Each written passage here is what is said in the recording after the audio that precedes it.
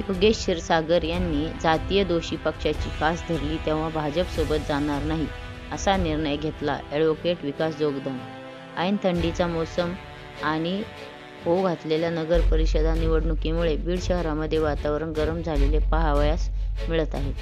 योगेश क्षीरसागर यांचे खंदे समर्थक समजले जाणारे, अनेक दिवसांपासून त्यांच्या खांद्याला खांदा लावून लढत असलेले माजी नगरसेवक ॲडव्होकेट विकास जोगदंड यांनी योगेश क्षीरसागर यांची साथ सोडत वंचित बहुजन आघाडीकडून त्यांच्या पत्नी सारिका विकास जोगदंड यांचा नगराध्यक्षपदासाठी उमेदवारी अर्ज दाखल केला आहे.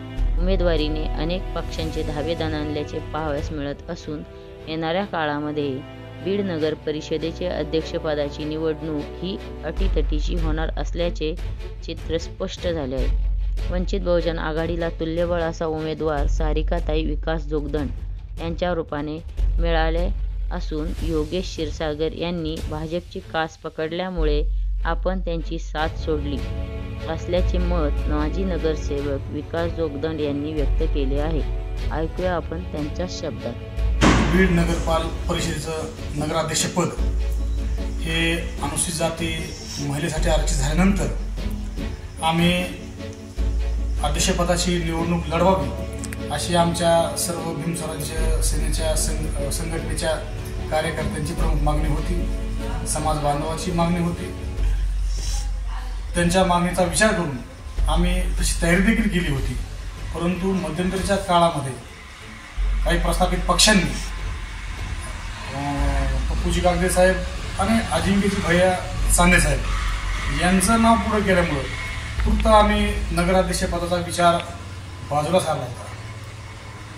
आणि जेव्हा योगेश क्षीरसागर यांनी जातीय द्वेषी पक्षाची कास धरली तेव्हा आमचा निर्णय असा झाला की या पक्षासोबत आम्ही जाणार नाहीत.